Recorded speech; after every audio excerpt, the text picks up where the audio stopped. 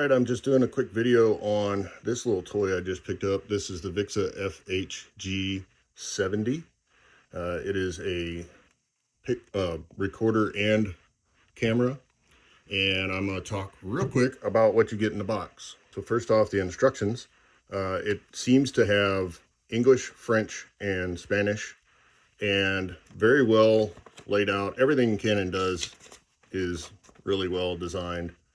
They're pros at this. And then we'll talk about the battery charger. You get the battery bank, which is a USB-C, and goes to a two-prong plug. Obviously get the camera, but while we're talking about the camera, it comes with the cap. There you go, that is the cap. Simple, nothing crazy here. And then it comes with this lens shade.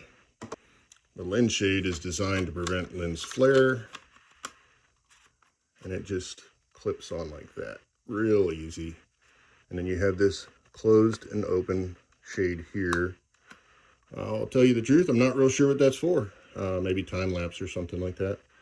Something I don't do. I shoot sports photography. It's one of the things I do.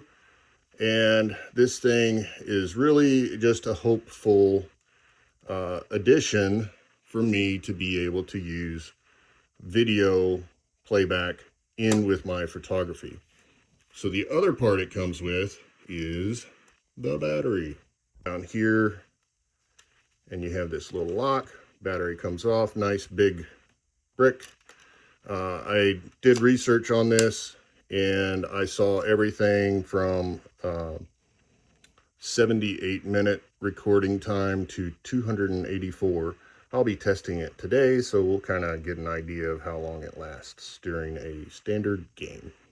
This particular package that I bought came with a 64 gigabyte ultra scan disk, 140 megabytes per second, which is pretty fast, but not super fast. Probably a great place to start. And the standard OG camera strap. So I've already fooled around with this thing a little bit, and I'll tell you, so far I am quite impressed.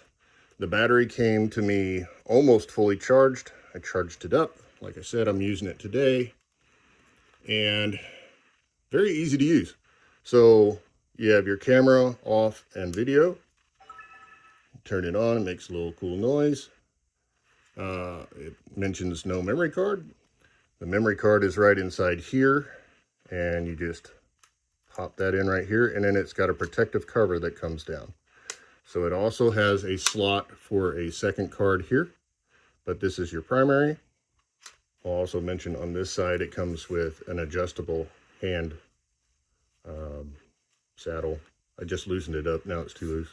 While I'm over here, this handy dandy little cap right here is your C port for charging. I don't know if this is 100% true, but talking with other photographers, one of the things they did tell me is that when you're shooting a Canon camera, like the R3 or something like that, they are pretty water resistant to rain and whatnot. And they have all told me that this, the video camera, is not. So that's something to think about if you're choosing. So the menu is really easy to use. You have this little button here that allows you to transition through different items. And then you also have the menu button right here. When you first start it up, it tells you to go ahead and change your date as the first function. And that is easy to do through adjusting with, again, that menu button. I don't know, I guess Chicago is my best time zone. We'll do that for down here. And there you can see the quality. And I'm really close, so that sharpness is pretty amazing to me. A lot of things get really fuzzy when you're that close. I'm zooming in. Wow, that's crazy. I love this. This is awesome. Kind of going back to the menu, I'm going to switch over here, and you can see the basic camera setup. You have all these options: autofocus, focus presets, conversion lenses, image stabilizer, ring focus detection on the first part. Then you have basically your recording setup, which is your resolution, your frame rate, recording media, a whole bunch of stuff. This is all crazy. I shoot a Canon R3, which has like 8 screens. This is the audio setup, and I'll tell you that none of this looks like the Canon R3. So I'm going to be learning all kinds of new stuff with this one. Maybe that's a ding on Canon, but going from a super high-end camera to a nice video camera is much different.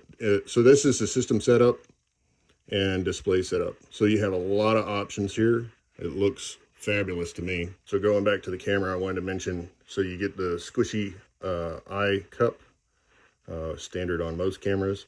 And then you have your autofocus or manual where you can adjust with the ring. I missed a whole part of the camera. So this little pop out here next to the grip gives you an HDMI output, a mic, headphones, and a USB, and a remote. This thing has everything, and I'm gonna shoot some video with it tonight, and we're gonna see how it looks. Okay, so this video was shot from the second story of the stand, so I'm really pretty far up there. And we've zoomed in. A lot of cameras, you know, the cheaper like $80 cameras you'll see, they do electronic digital zoom, and that causes distortion when you're this far away. Nice hit there. That was one of our boys.